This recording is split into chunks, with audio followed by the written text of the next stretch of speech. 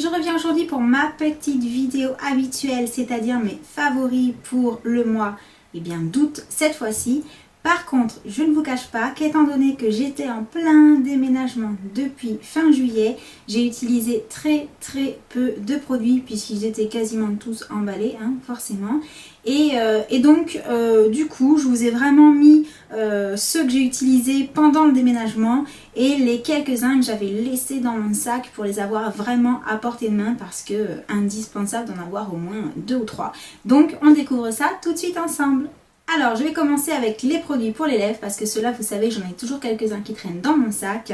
Et donc, si je devais faire un récapitulatif de ceux que j'ai le plus portés au mois d'août, ce qui est un petit peu fort au niveau du plus puisque j'en ai vraiment pas porté beaucoup, mais il s'agirait d'un Color Whisper puisque j'avais gardé dans mon sac le numéro 45 Who Wore It Raider.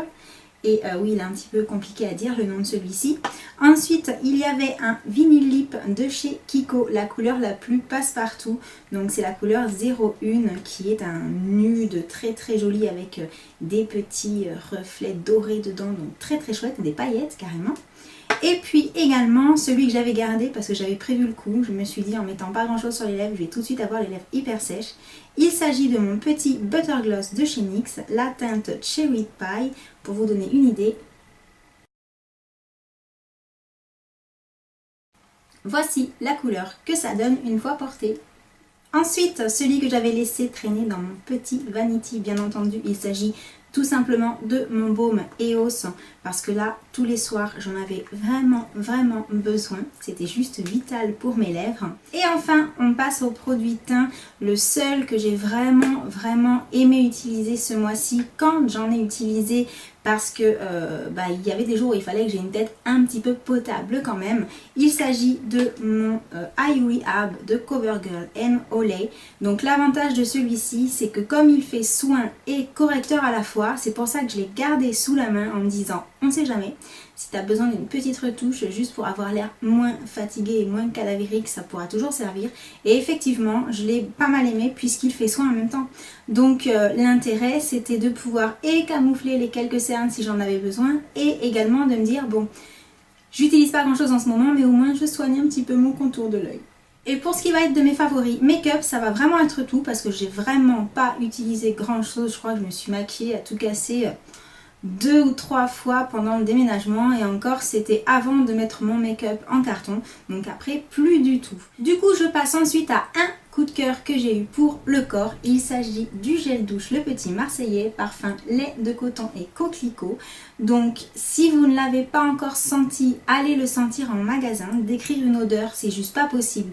Donc je vais pas me lancer là-dedans parce que ce serait trop compliqué, je suis trop nulle pour ça. Mais pour vous donner mon impression, c'est juste que ça sent vraiment très frais. C'est une odeur super agréable. Donc n'hésitez pas à aller le sentir. Vraiment, ça vaut le coup. Ensuite, vous allez rigoler, mais sachez que je ne suis pas du tout, mais alors pas du tout sponsorisée par la marque pour vous parler de ce produit-là. Il se trouve juste que vous savez que j'aime utiliser le dentifrice Crest qu'on ne trouve qu'aux États-Unis et que j'achète généralement sur Amazon ou sur eBay. Et que comme je suis tombée en panne pendant le déménagement, forcément je ne me suis pas amusée à passer une commande à ce moment-là. Et le seul que j'ai trouvé qui ressemblait à ce dentifrice, il s'agit de celui de chez Oral-B. Pourquoi? Parce que comme celui de chez Crest que j'adore utiliser, c'est un dentifrice blancheur qui contient également un bain de bouche. Et c'est vrai que comme j'étais habituée à celui-là chez Crest, je me suis dit je vais essayer le Oral-B. Après tout, il y a quand même plein de blogueuses qui ont été sponsorisées pour vous en parler et peut-être qu'il est vraiment bien.